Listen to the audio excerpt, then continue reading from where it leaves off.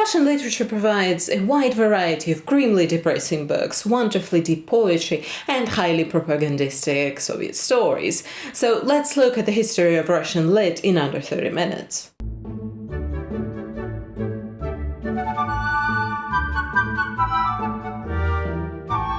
History of any literature is tied to the history of the language and the country itself, but I will try not to bore you with those details too much. Researchers are not always in agreement on classifications, but for the purposes of this video, let's agree that everything before 18th century is called Old Russian literature, predominantly written in Church Slavonic language, as evidenced by the title, used mostly in church services and almost never in day-to-day life. A rather hoity-toity language that is quite heavy and arduous, and thus not very convenient for civic literature. Writers of that time period were still very much focused on understanding God, religion, and Christianity, and documenting various historical events from Old Testament onwards. The most famous book of the time period is the tale of Igor's campaign, coming to us from the 12th century and documenting the failed military campaign of Igor Sviatoslavovich. He has very intense eyes. And so Russian literature dragged on, writing about God, history, and Russia's place in it, and that went on until the 17th century, when Russia itself became a more centralized state, no longer controlled by the Mongols or the Poles, and going through the times of trouble, and the Romanovs finally come into power. In the same time stream, Russian slavery, with a better marketing title of serfdom, also becomes fully formed by mid-17th century. And we have breezed past quite a few historical events, but literature-wise not much was going on until the beginning of the 18th century, that is. And a lot of things goes to this guy. Peter the Great is great because of his reforms, and while his own contributions to literature were quite minimal, he was busy doing other stuff, he managed to create an environment that after him allowed the literature to grow. The most famous metaphor used for him is that he built a window into Europe for Russia, and he's known for the more Western turn for Russia, but that also allowed for the influx of foreign literature that served as a springboard for Russia's own literature. Both Elizabeth and especially Catherine the Great encouraged the various literary pursuits and literacy in general, and so a crop of quite talented folk emerged. And most importantly, Mikhail Lomonosov. Legend has it that Lomonosov walked on foot from Arkhangelsk to Moscow to get his education, and it's a good thing that he did. When we say jack of all trades, we really should be saying Lomonosov of all trades. He made substantial contributions to the fields of physics, astronomy, chemistry, geography, engineering, philology, history. He was basically a Russian Leonardo. Da Vinci, that is, not DiCaprio. But when it comes to language and literature, what he did is that he standardized the Russian language into something much closer to the Russian that we know and love today. He separated out the Church Slavonic language, but he also differentiated the common Slavic vocabulary and the Russian lexicon.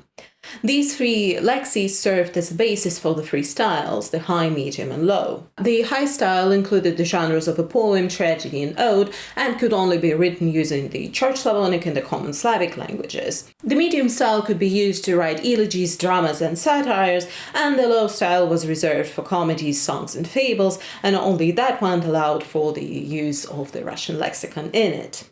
You may note that this separation is very much based on the ancient Greek and Roman rhetoric, and so obviously it brought on the period of classicism in Russia.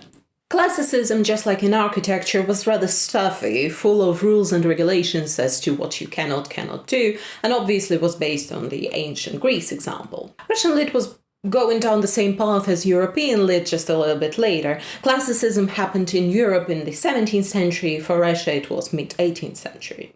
Lomonosov himself was the most prominent author of the movement. He himself wrote about 20 ceremonial odes, and he also translated a lot of Horace and Anacreon. Another perfect example is the statement on poet Dzержavin, who was basing his odes and poems in Russian classicism, following the example set by Lomonosov, but he himself was already experimenting a little bit. He is most famous for the poems that he dedicated to Catherine the Great, who in turn also dedicated some of her poetry to him. 18th century also saw a brief period of enlightenment and sentimentalism in literature. Enlightenment era of 1740s, 1750s strongly criticized church and the government, mostly over the feudal norms and slavery. The term of enlightened absolutism was coined and displayed by Catherine the Great because the folks of that time believed that if only they could educate their ruler, the rest they would follow. That didn't really work out for them, now did it? The famous author of that movement is Denis van Wiesen and his play The Miner. Social satire is strong in that one. Van Wiesen criticizes quite loudly the country gentry and tries to highlight the powerlessness and the fate of serfs. And then came sentimentalism, only a few decades after European sentimentalism of Goethe and Rousseau. The best example of Russian sentimentalism is Nikolai Karamzin and his Poor Lisa, a story of a young peasant girl seduced and abandoned by a nobleman, and then she drowns herself in a pond. The mode shows the shift from the pompous odes of classicism into softer area of feelings, but Karamzin was already rebelling against the Lomonosov styles and lexis. He adopted a lot more French vocabularies into his stories, as well as some of its grammar.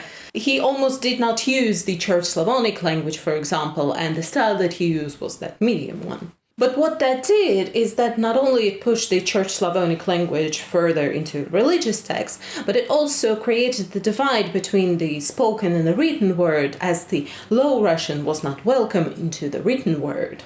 And that divide would need to be crossed by someone. And that's foreshadowing for you. But that's the story of the 18th century, and that gets us to the 19th century, the golden age of Russian literature. 19th century was dominated by two movements, a relatively short period of Romanticism and a long-lasting realism. The century was rich in talented authors, and they all existed in the same bubble, so to speak. They were all interconnected by friendships and feuds. Look at the timeline. Even the patriarch of the century, Zhukovsky, saw the first crop of these authors, and only Chekhov was a little bit behind the rest. A 20th century writer, Zaligin, notes that in theory, all of these writers could have been birthed by the same woman, starting with Pushkin 1799 and ending with Tolstoy 1828. But we can tentatively separate them into two generations. One, Pushkin's generation, that included him, Lermontov, Gogol, and maybe Griboyedov, and then the rest of them. First, let's give an honorable mention to Zhukovsky, who kicked off the 19th century, not with a bang necessarily, but he made a contribution to literature, and more importantly, he was a great teacher to both Pushkin and Gogol, who, by his own admission, have surpassed the teacher.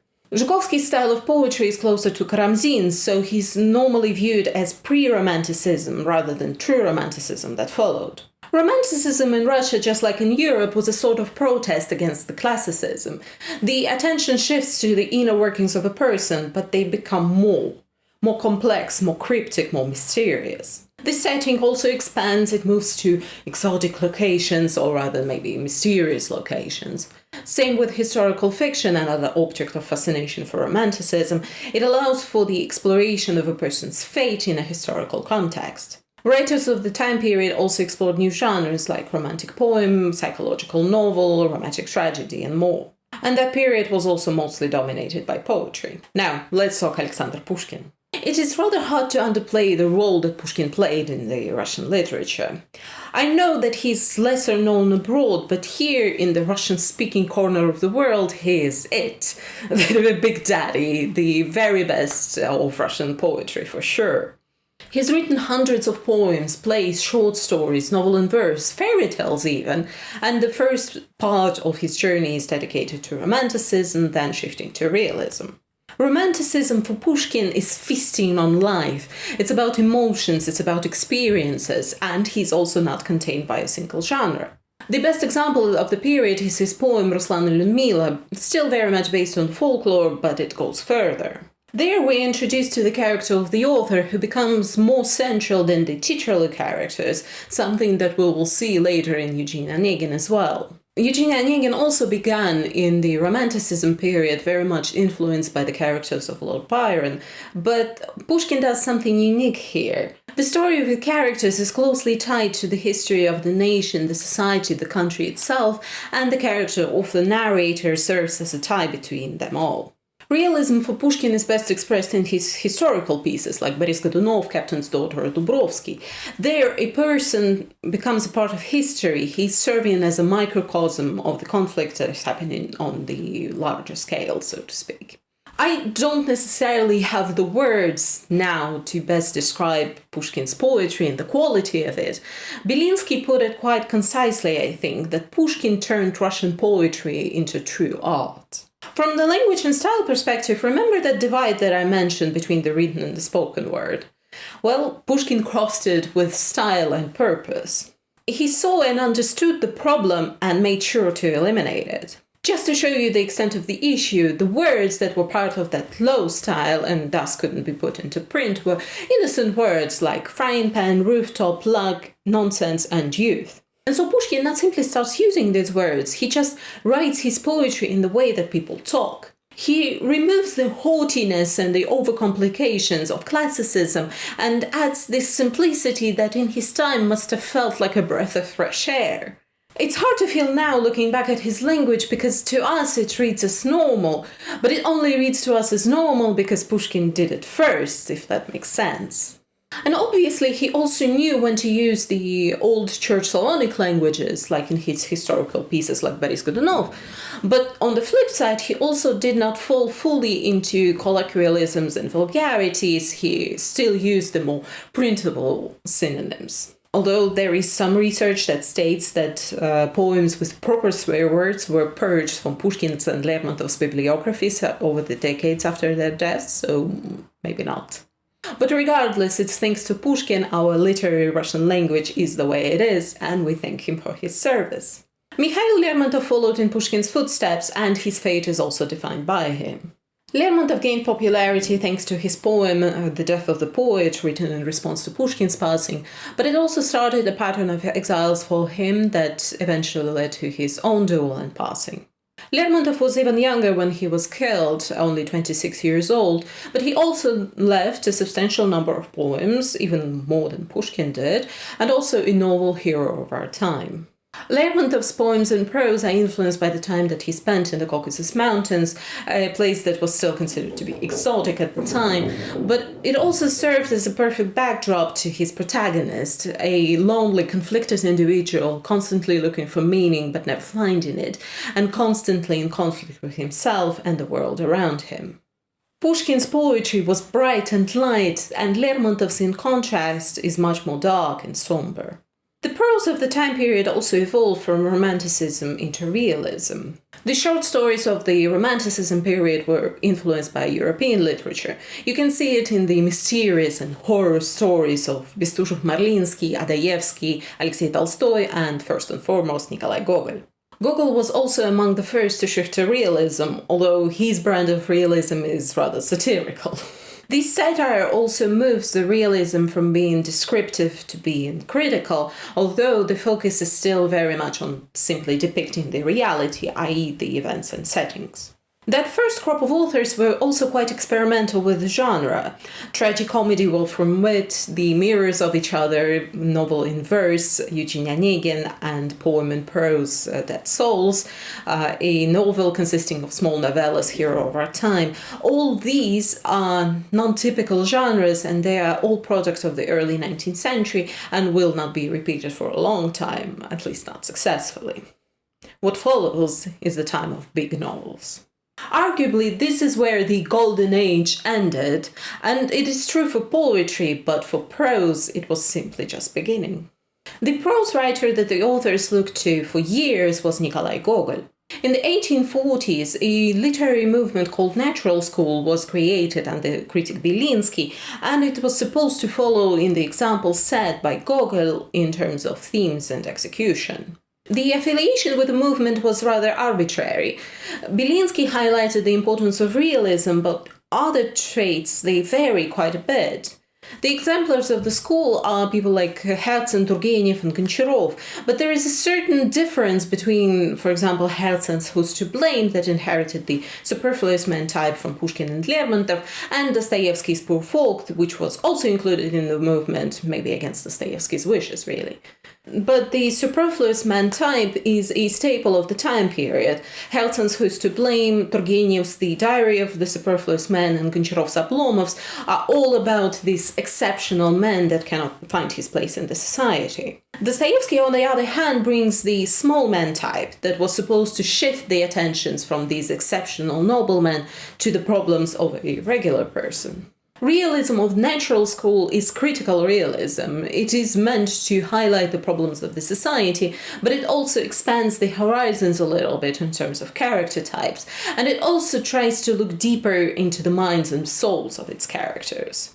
But these early novels make path to these socio-psychological novels that the Russian literature is really famous for. About 24 of the most famous Russian novels were written in the span of 25 years, starting with Turgenev's Rudin, 1855, and ending with Dostoevsky's The Brothers Karamazov, 1880. It was quite a time for Russia and for literature. During the 1840s, 50s, inspired by a revolutionary movement in Europe and extra-reactionary politics of Nikolai I, a break developed between the so-called Westernizers and Slavophiles in Russia. They argued about the path that Russia needed to take, whether it needed to follow in European examples or if Russia had its own way. And literature played a huge part in this societal discussion. It served as a voice for the opposing viewpoints. The famous Westernizers were people like Chadaev, Herzen, and Turgenev, and the Slavophile corner was dominated by Aksakov brothers and Dostoevsky, who was rather late to the party, but he was probably most vocal in his Slavophilia. And the times were changing in Russia. The very next Tsar, Alexander II, brought his great reforms, and these conflicts went from being abstract to being quite political. Turgenev broke ties with his old friend Nekrasov because of their differing political views, and he wrote his opus Fathers and Sons, criticizing the nihilists and Raznachinets groups. A democratic revolutionary circle of the same Raznachinets and nihilists formed around Chernyshevsky and his novel What to Do. Nekrasov tried to find an answer to another eternal question of who can be happy and free in Russia, and Leo Tolstoy, despite his own strong views on life, stayed cooped up in Yasnaya Polyana, writing endless volumes of War and Peace. Leo Tolstoy did dedicate most of his time to his historical novels, but you can see his views in Anna Karenina, for example, where a character Levin serves as authorial self-insert. Tolstoy's views were patriotic, anti-war, pro-peasant, and religious, by the way. Dostoevsky, who's returned from his stint in prison and gained popularity in the 1860s, his prose is dedicated to the searching of meaning of life, God, and looking into the darkest corners of his characters' souls. And thus, 1870s through 1880s are mostly characterized by these big novels of Leo Tolstoy and Fyodor Dostoevsky. Realism of the second half of the 19th century is its highest, most natural point of its evolution. Authors are focused on moral searching for the truth and justice. The attention shifts from the external to the internal. When previously the centerpieces were the events, the society, and how the individual action were affected by them, now the individual is at the center and it's his morals that is important. It is no longer about simply describing an individual's actions, but interrogating the why, finding the most hidden of the motives, and more often than not, providing the moral judgment. The poetry of the second half of the 19th century is mostly covered by Fyodor Tyutchev and Afanasy Fet, and Alexander Ostrovsky almost single-handedly developed a repertoire for the Russian theater that before him mostly consisted of translated works of Molière and such. And bringing up the rear of the 19th century is Anton Chekhov with his humorous and satirical short stories full of characters from all walks of life with their own agendas, also highlighting the change in the country as the era of the noblemen was coming to a close, giving way to new people and new characters. And the golden age of Russian literature ends with Chekhov's 4 plays and the sounds of the cherry orchard being cut down. The Silver Age that follows encompasses about 3 decades, starting with 1890s through 1920s, but the exact dates and events that mark the end of it are not agreed on. Was it the last philosopher's ship going to Constantinople? Was it Malikovsky's suicide, Gumilev's execution? At the end of the day, the exact time of death doesn't matter, really. The societal and the political landscape in Russia changed with the October Revolution and the establishment of the Soviet Union, a process that was long and winding, and the winds of change had started blowing at the turn of the century, and literature changed along with it.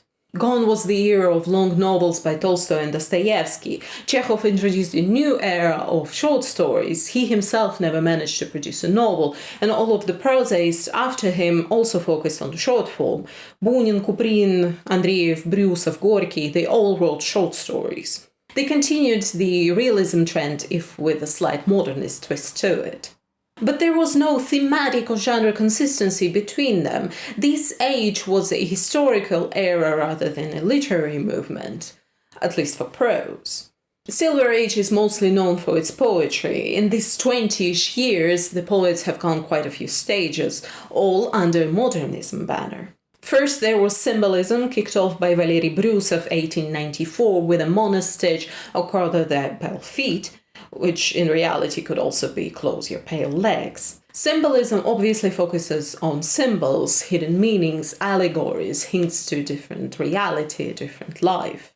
It soon moved from the provocative things like this monostage to becoming a mainstream for the Russian poetry of the time.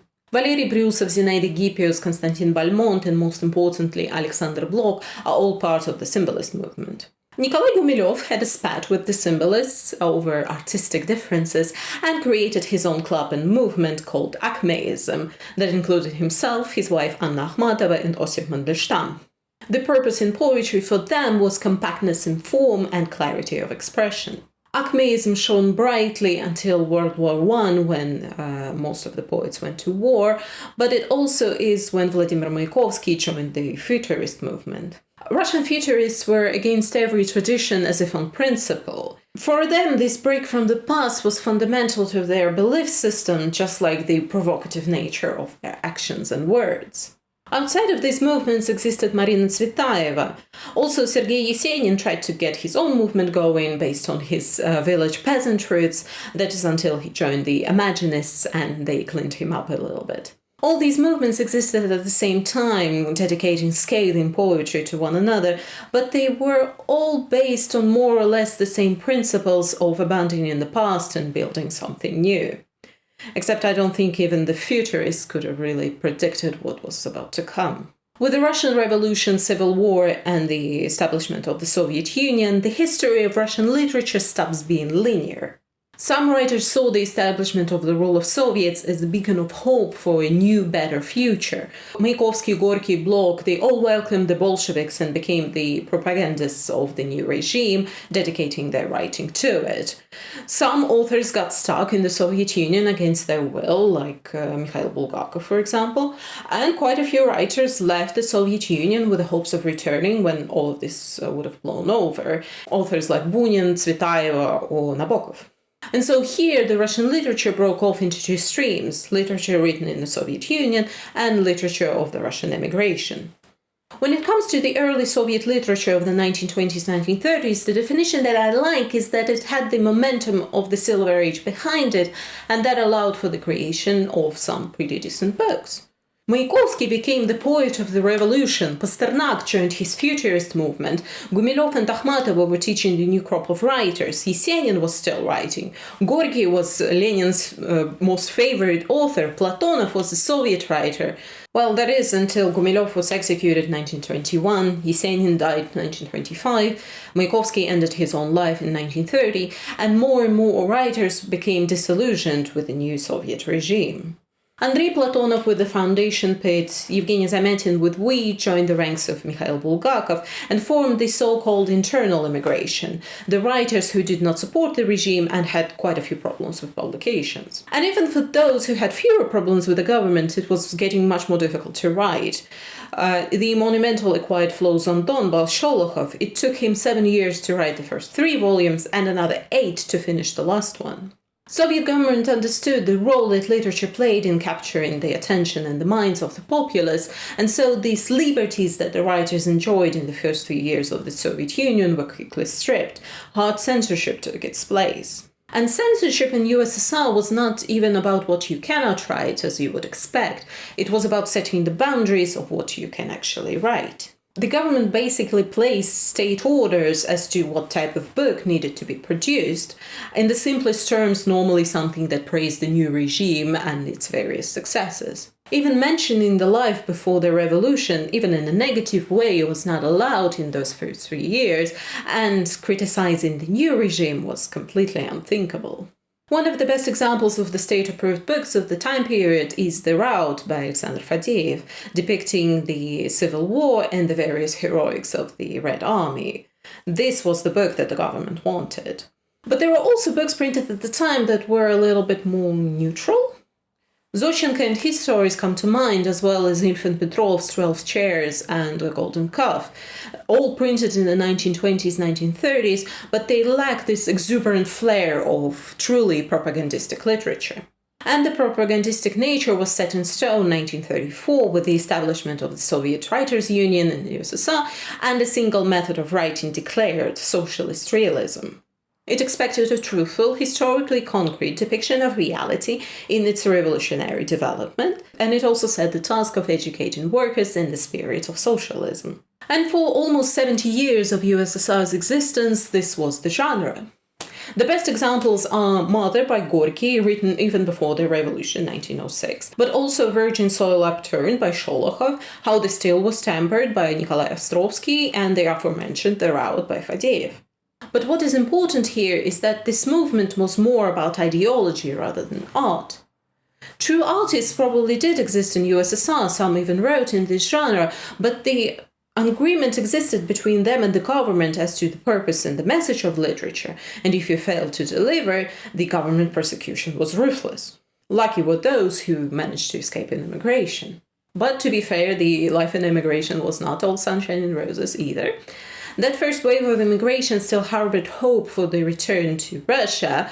You can see it even in literature. Look at Bunin. It is full of longing for the country that he left.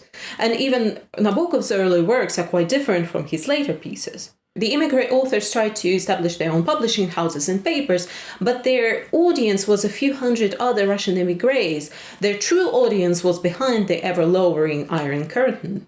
Some authors persisted, like Bunin, some all but gave up, like Tsvetaeva, and some adapted, like Nabokov, who by the 1940s ended up in USA and started writing in English. Back in USSR, the literature of the 1940s is dedicated to the horrors of war and the heroics of the Soviet soldiers in World War II. It resulted in some poignant poetry and stories. The staple novel of the time period is Vasily Tyorkin by Alexander Twardovsky. On the flip side, Grossman's Life and Fate was full of criticism of Stalin while depicting the events of the Battle of Stalingrad, and thus was forbidden and only published in the 1980s. The true shift in literature written in the USSR happened after Stalin's death in the 1950s. And while the thaw brought on some liberties and led up some of the harshest censorships, for example, it allowed Elena Bulgakova to finally publish her husband's The Master and Margarita in 1966, quite a few authors believed that literature shouldn't and really couldn't be subject to any censorship. That led to the creation of underground literature, or second culture, or sometimes called dissident literature. This literature that had no chance of being officially published circulated in samizdat, rewritten and retyped by individuals and shared with trusted friends. Similarly, term tamizdat was coined where the forbidden literature was published abroad. The most famous example is Pasternak's Dr. Zhivago, that earned him a Nobel Prize and a treason charge. But samizdat and tamizdat created a thin thread that connected the protest literature in the Soviet Union and abroad. Through samizdat, the Soviet people finally read the emigre authors like Bunin and Nabokov, and on the flip side, some of the samizdat authors were then forced into immigration, like Solzhenitsyn or Brodsky. There is this perception that all good literature of the 1960s through 1980s was all contained in samizdat, which is not fair, really. Yes, it contained all of the unofficial literature and thus had all of the best authors, but literature, Soviet literature after Stalin, was also trying to find its way. Strugatsky brothers were making breakthroughs in science fiction. The poetry scene was reinvigorated by Yevtushenko, Vosnesensky, Rождественский. Valentin Rasputin sang Requiem to the Russian Village in the Farewell to Matyora. The new genre of occupational novel and the rebirth historical novels were being explored. So while samizdat had the obvious suspects of Pasternak or Brodsky, Soviet literature was also trying to find ways of self-expression. It just takes a more savvy, discerning reader when approaching it, because Soviet literature was also spitting out true garbage. It had relatively safe havens like Strugatsky found in sci-fi for a bit, or children's literature. Children's literature was very strong in USSR, starting from very beginning with Chukovsky or Marshak, or later with Nosov, Tolstoy, Bulachov, Dragunsky. Children's literature had its censorship requirements, but it was much freer than adult lit, so some authors found space there. In late years of USSR, poets also found avenues of self-expression in pop culture. And again, some of it was not official and it circulated in samizdat cassette tapes like Akudjava and Vysotsky, but some of it was. And so poets wrote pop songs. And now, in no time at all, perestroika was upon us, and all of the previously forbidden literature of Bulgakov, Solzhenitsyn, Davlatov, and many more was finally available. And that actually brings us to contemporary literature. This post-Soviet period is already 30 years old, but do we really know what it actually is? I was even thinking about mentioning authors like Pelevin or Sorokin, but even those two are quite different from one another, so maybe it is up to the future historians and literary researchers to tell us what this post-Soviet literature is actually like. And with that, I thank you for watching this brief glance at the history of Russian literature.